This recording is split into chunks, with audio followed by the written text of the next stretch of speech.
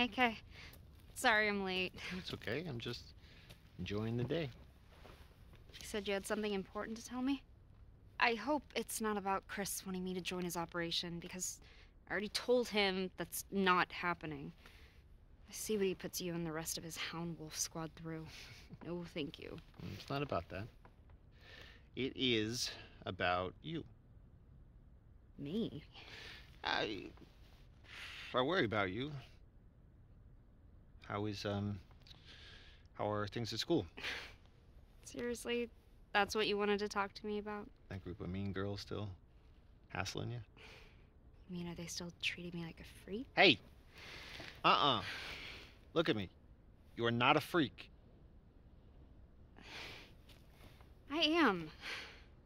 You know I am. That's why I keep my distance from everybody at school. If they knew what I really was. So... you don't have any friends that you can talk to? Talk to? About what? How I'm hardly even human? How I'm some kind of horrendous monster? But, hey, it's okay. I hardly ever murder my friends. What if there were a way to get rid of your powers? I'd get rid of them in a heartbeat. All right, well, I think there's something I need to show you.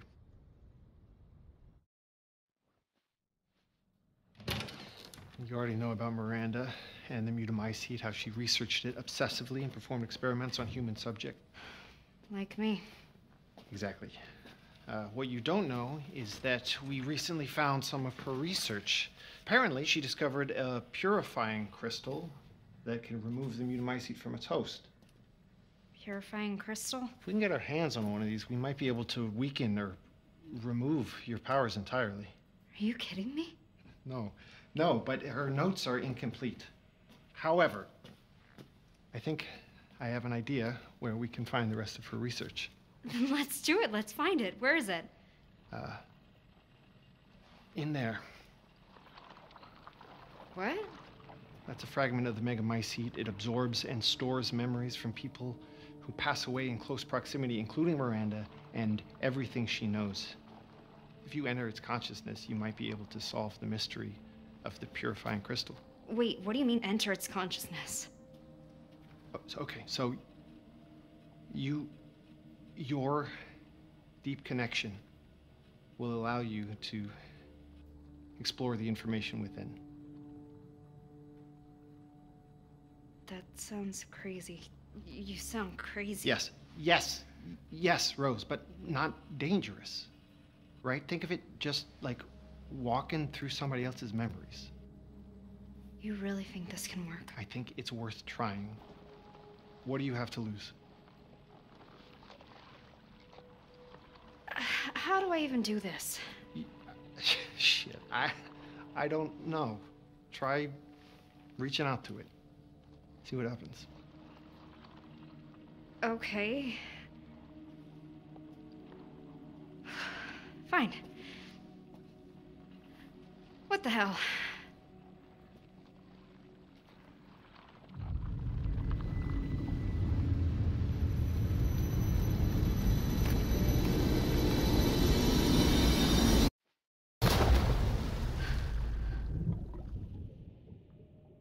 Oh my god, Rose is so weird. Yeah, it's like she sees things that aren't there.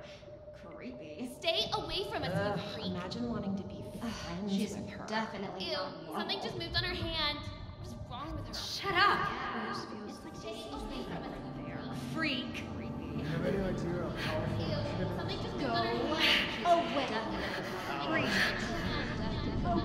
Just disgusting. Please just stop!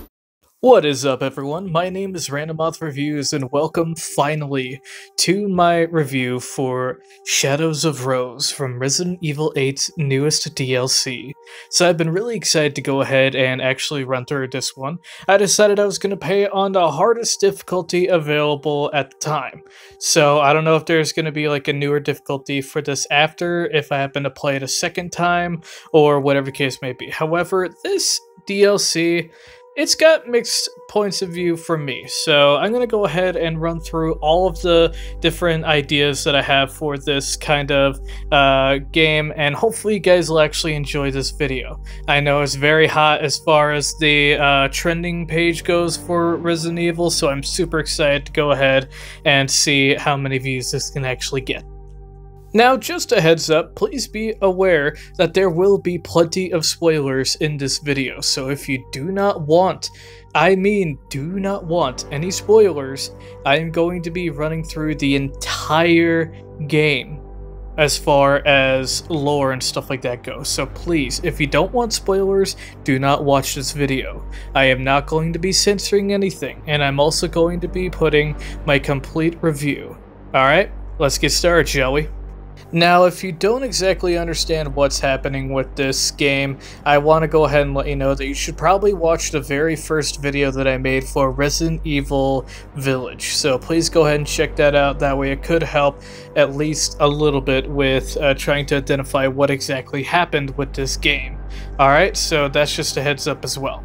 The Shadows of Rose DLC is a DLC comprising of a couple of different elements. Obviously, it's got the horror aspect that all Resident Evil games have, and it's also got psychological horror, which is something that I find kind of interesting that Resident Evil would have actually implemented into one of their games. I know they've done it quite a few times before, especially with this Resident Evil 7 and 8 series so far, and this one just really bumps it up a couple of notches, especially since now, instead of technological science being the main antagonist, it also has something to do with a bit of a supernatural kind of thing as well, especially with this Megamycete kind of scenario where she's actually trapped inside of the ideals of the Megamycete. So this is very interesting to say the least.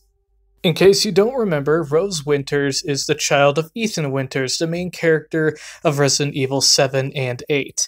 And honestly, I absolutely love Rose Winters. She is such a cool character, and I really hope that the further games of Resident Evil shall actually incorporate her a lot more, especially with all the really cool powers you actually get to see her with towards the end of the game. So, without further ado, let's actually talk about a little bit of what actually happens in this DLC. So as you can tell with the beginning cutscene, Rose is actually trying her best to find this purifying crystal that is inside of the Megamycete that will actually help in order to try and remove all of her powers. Because frankly, she sees herself as a freak. She sees herself as like the ultimate outcast, and absolutely no one wants to be friends with her. She's been bullied all of her life, and frankly that is a really good motive in order to try and want to change herself. However, there is a lot more than meets the eye whenever it comes to her being a quote-unquote freak whenever this sort of thing happens. During the DLC, you will actually learn about how Rose uses her abilities to her advantage, whether it be to stun monsters, take control of her environment, or even completely clear the environment of dangerous obstacles. Whether she is doing any of that, or frankly just defending herself in any good way possible. Currently, during this time, she's actually imprisoned within the Dimitrescu castle. Now, what's interesting is that I've actually realized that with this entire DLC, all of the assets have been reused or cleverly re-implemented in such a way to where you see new parts of the areas that you haven't seen before. On top of that, you actually see that even though they are the same areas as before, they are so unique in a way, and I have no idea how they actually did it. Like, it's honestly astonishing with how they actually tried to recreate the place, but I also really wish that it would be a bit more fresh with a lot of parts. In the beginning and some of the end, you actually see a lot of clones of Rose.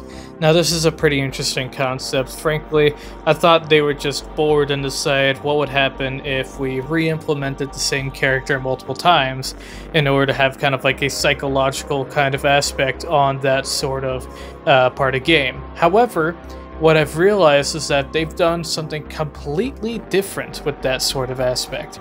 They actually have made a whole story about how Mother Miranda has actually been trying to create clones of Rosemary Winters, thinking that she had actually died during the impact in the first game. However, well, not first game, I meant to say the Resident Evil 8 game. However, after realizing that her soul has not actually been captured in a Megamycete, or consciousness, I should say, might as well be soul, frankly.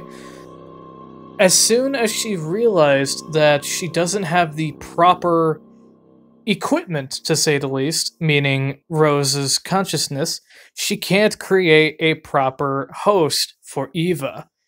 Eva, obviously, that was Mother Miranda's child, and that's the whole reason why she even started hunting down the things like the Megamycete and stuff like that. Right now, you actually see one of the Thrall-like creations of the Megamycete, which has a lot more of a supernatural kind of take on the Molded. I'm just going to call them Molded because that's actually how they look, in my opinion. I don't exactly know what they are. I couldn't find anything in like the DLC shop saying anything about their names or whatever the case may be. But yeah, they are very dangerous creatures, especially in hardcore mode. They suck up your bullets like it is absolute nothing. So yeah, it's very hard to deal with these guys towards the beginning of the game. Rosemary Winters actually encounters this very special spirit kind of entity that's actually helping her, acting as her guardian angel. For the time being, the entity decided to name himself Michael, after the guardian angel Michael, or Archangel Michael, actually from the Bible. That was in order to, of course, help Rose in order to keep her calm and make her feel like she's actually safe. The spirit helps her out by giving her ammo, getting her these specialty flasks in order to help enhance her abilities, and overall being the amazing guide that he is. Your main antagonist is an entity called the Masked Duke. Now, what's interesting about this is that originally the Duke, he was actually a merchant type character that would sell Ethan Winters a lot of very useful weaponry and all that sort of stuff, and even cook him meals in order to have permanent buffs on the rest of the gameplay. However, it seems like Mother Miranda has actually created a masked variant that is very hostile, very much like character in horror movies called Jigsaw. Now, if you don't know Jigsaw, he is actually a kind of killer that puts people into a sort of escape room, where if they don't escape, they will actually have a very, very brutal death. I'm not allowed to go ahead and disclose things that would happen during those deaths because it can be very gory, very dark, very not safe for work for the YouTube guidelines, so I will not be disclosing any of that information. However, if you do want to see for yourself, please be sure to go ahead and check out the Saw movie series, because frankly, I feel like it is a very good series, although it can be repetitive later on in the later movies. So yeah, definitely go ahead and check that out if you want to see a little bit of what I mean by the Masked Duke's tendencies. The Masked Duke tends to go ahead and try and chase down Rosemary because he honestly loves the thrill of the hunt. Now, he refers to Rose as the bunny, or the rabbits, or whatever you want to call it, mainly because it's kind of like the symbolism of a pack of wolves hunting down small game.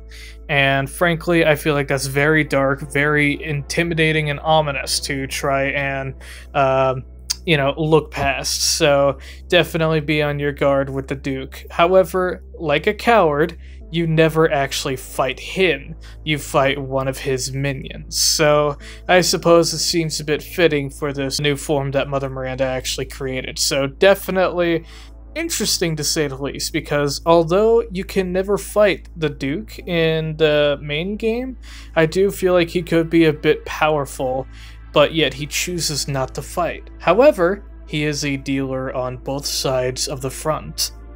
The new tasks that you must complete, mainly in this first level, are a series of tasks where you actually have to go ahead and collect 3 specialized metal masks for a statue.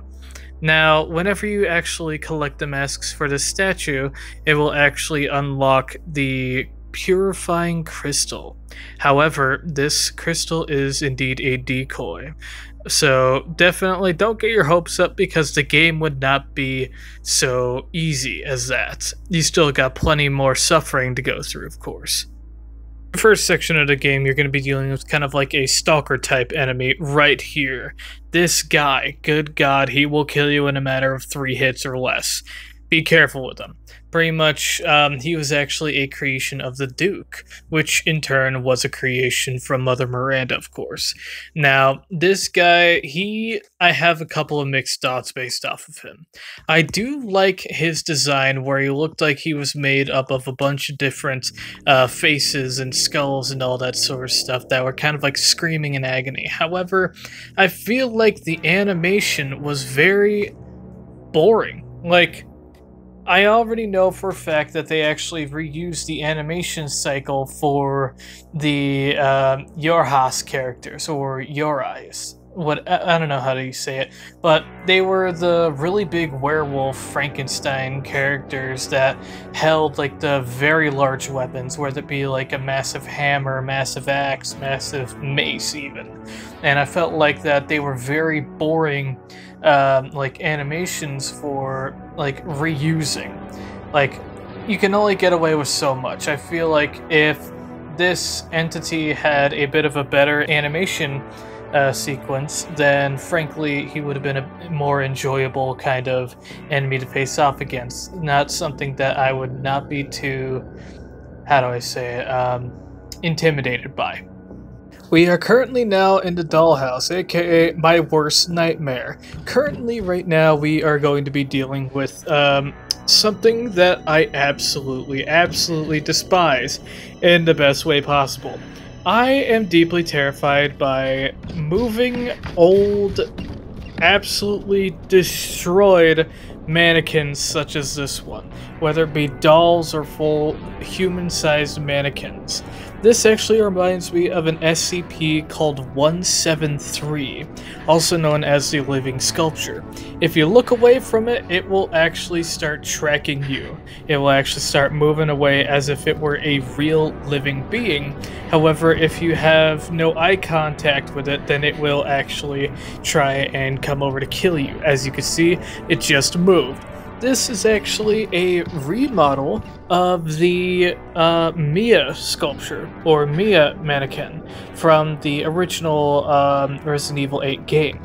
I actually thought that it was a very scary reintroduction to that model. I feel like it was very well used, and frankly, I won't even lie, I was terrified of this part. You could ask the people that were in my friend's party, or whatever you want to say, on the Xbox. I was actually screaming. You could actually hear it from the living room from my parents, because guess what? This thing is just beyond terrifying. Like, I honestly am terrified of this sort of thing. It's so scary. It doesn't need to be this scary. And frankly, I feel like I've been betrayed. Now, this next upcoming sequence, if you remember the dolls from the very first Resident Evil 8 game, well, the main game, you actually will remember that the dolls actually came to life and tried attacking Ethan whenever you were dealing with, what's her name? Donna Beneviento, which was the ventriloquist kind of boss. Now, with this one, it was actually quite terrifying, considering everything was giant compared to Rose at the time. Everything was like an obstacle to her, no matter how, like, small she was. You get chased down by a giant version of the mannequin, which will eat you. I won't even lie, literally will eat you. And it's like a terrifying kind of like 80s horror movie kill screen, and good God, it was... yeah. Then you get to deal with this chase scene. I'll actually let this one play out for you guys. First.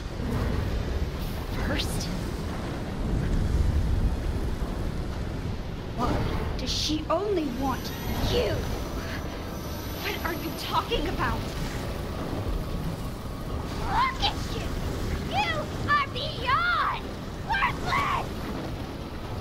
Seriously, what is your problem?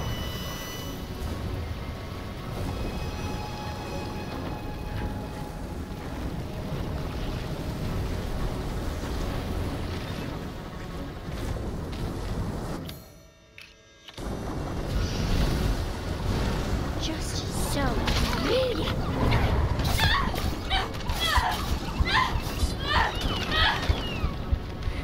So many friends, but it's never enough.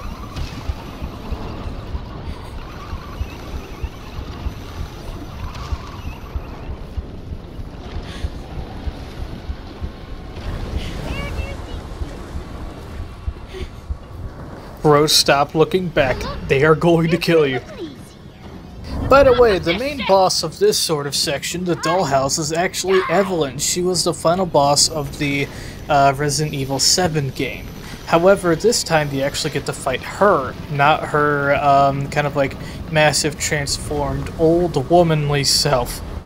I'll be 100% honest with you, I really wish that they did something else for quote-unquote Michael's soul other than these bright orange sparkles. I feel like it is very like unfitting for this sort of gameplay, and I feel like maybe something like a fire of some kind would have been a bit better rather than these strange sparks, to say the least. So yeah, I really wish they would have done that sort of thing differently. Now, if you actually have a similar hatred to Evelyn, or Gremlin, as I like to call her now, than I do, then you actually get to fight Evelyn as the final boss here. And it is very satisfying to finally, and I mean finally, be able to fight her true self rather than that rotting corpse of a person that we had to fight in Resident Evil 7. Frankly, I feel like this was a very interesting boss fight. It was easy, however, it was a bit more fitting for her powers, in my opinion, especially whenever you actually saw a small fraction of that power towards the Resident Evil 7 game.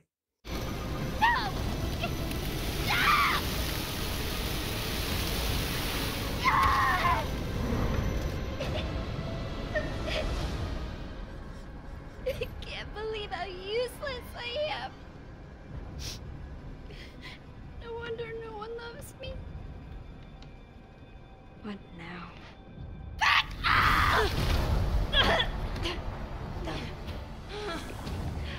This is all your fault! And I will never let you have what you want! Rose, look out!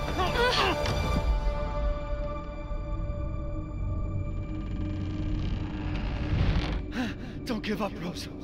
Find that crystal. You heard it here, folks. Our precious Michael is actually our very own Ethan Winters, aka Rosemary's father. He's been protecting her this entire time, and if you remember, since Resident Evil 8's endgame, he actually died, or quote-unquote died, near the Megamycete, meaning his consciousness is still in there, perfectly preserved, ready to protect Rosemary. Coming in at this last part of the area, we are actually going to be dealing with Mother Miranda and her clones of Rosemary. They're going to act just like the thralls that we had to fight off against in the very first part of the DLC. Now, what makes these so crazy is that Rose, she actually has the ability to take them down in a matter of seconds, dropping them like a sack of potatoes and kicking them around so effortlessly, especially with how much power she has gained so far. Now, Mother Miranda, she actually learns of Rose still being inside the Megamycete. That's actually why she lured Rose into the Megamycete. Now, this is a very odd area. I'm not exactly sure what to classify this as, other than some supernatural mind frickery. But yeah, interesting. Now, right here, we actually are going to be fighting Mother Miranda.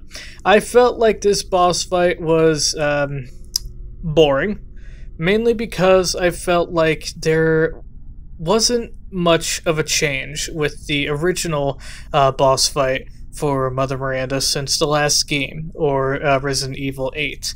Personally, I feel like that this boss fight was very, very similar, and the only difference was that you also had to incorporate Rose's powers, and she was actually invulnerable until Rose's powers actually made a difference to it.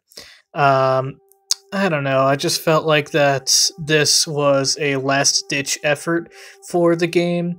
Like, they kind of like squeezed out the Shadows of Rose DLC towards the last part of it. So I'm just gonna let you guys go ahead and see this last cutscene, see what you guys think. Rose! Over here! Dad!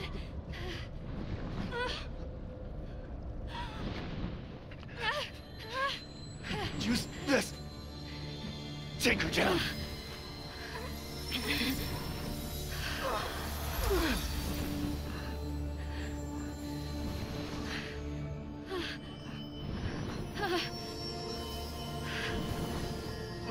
Oh,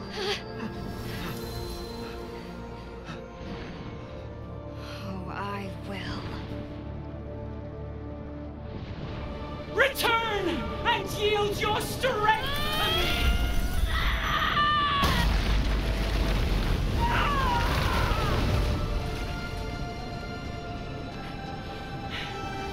So much power! You truly would have been the perfect vessel for my Eva! I'm not a goddamn vessel. Not some stupid copy. I'm me, Rose. And you're done.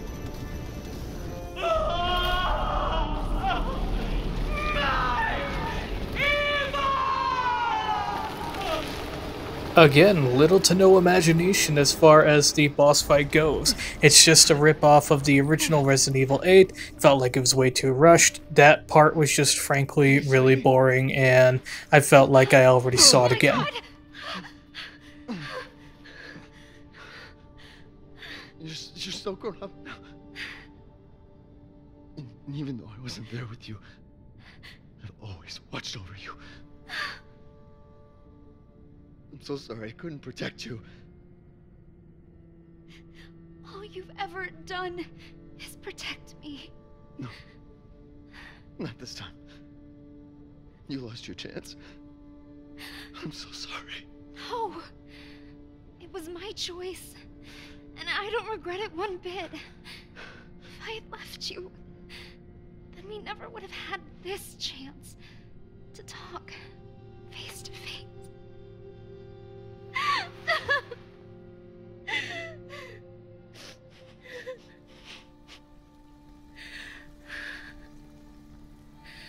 So it's okay.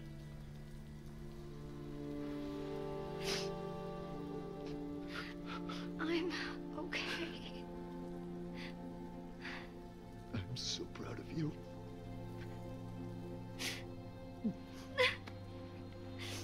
I'm so very proud of you.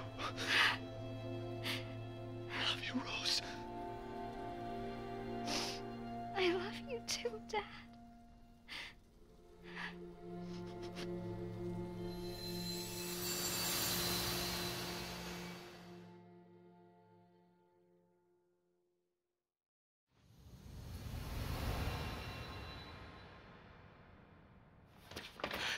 I'm back.